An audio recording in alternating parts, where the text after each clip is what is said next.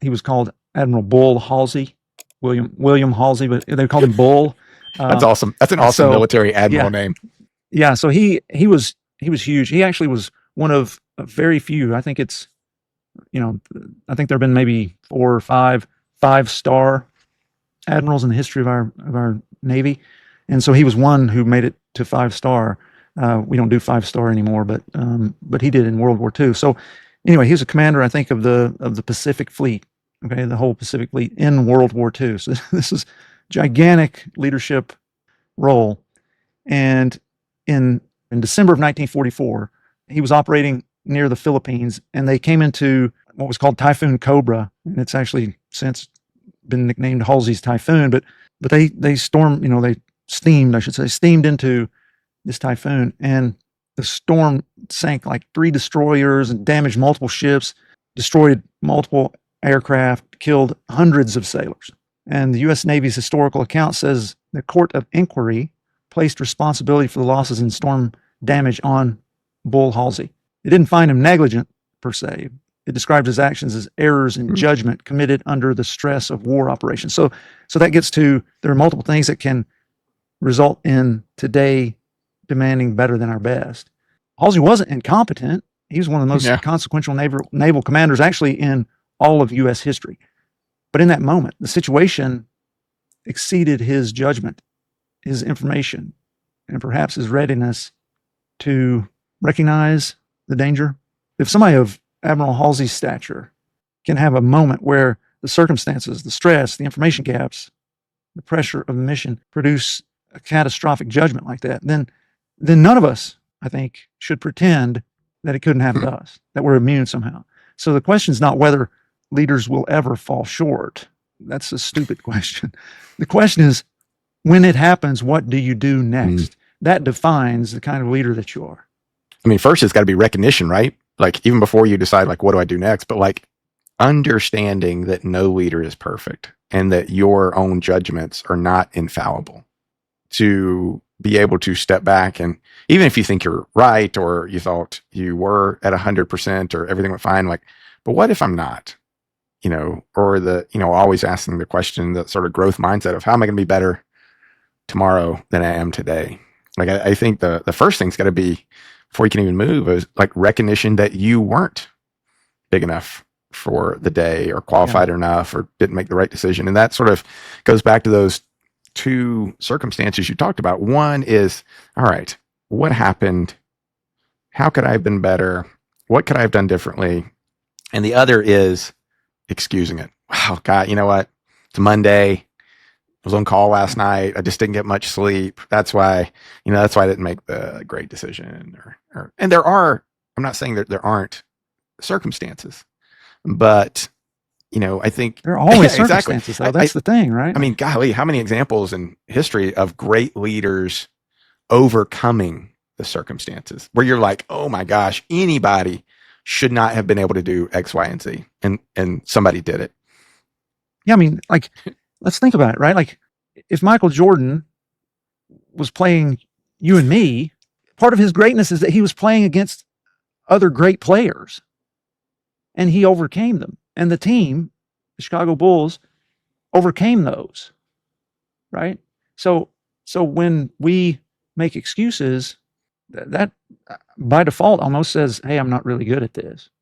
It's on some level, right? Because greatness is what overcomes those circumstances or learns from the circumstances in failure and overcomes them in the future. Yeah. We've given a lot of examples on this podcast of sort of overcoming circumstances as a leader. Like, the one that comes to mind is, the one we mentioned about Washington, when he could have easily at the end of his presidency, really he had the political capital really to turn it into a monarchy or to change the term limits or anything that probably almost every other leader at the time would have done and would have been, at the time excusable pretty easily, honestly. But, sort of to overcome those and to be better than that. And I think that's sort of what leaders should go for, is like recognition of circumstances, recognition of when you're not as good as the circumstances would demand, and how to move forward. Yeah. Let's move into the so what kind of component of our podcast here on this episode, and really look at, why does this matter? As you think about it, Justin, why do you think this idea matters? You know, I think it is the cornerstone of a growth mindset. It's sort of akin to a physician graduating residency. They've been studying, they've been growing, they've been studying, they're growing. And then at the end of the residency, they can do one of two things. They can be like, well, I've been trained to be X physician or this is what I'm going to go forward, and I'm going to practice that way. And you go forward and you do things. But if you're not looking every day at, where is my knowledge gap? How could I have been better? How can I do this? Then when medicine changes, when diseases change, you are going to be inadequate. The things I was trained for years ago are not good enough for today to do what I want. And a leader's no different like that. I see, if you're not going to have a growth mindset, this is really at the cornerstone of that.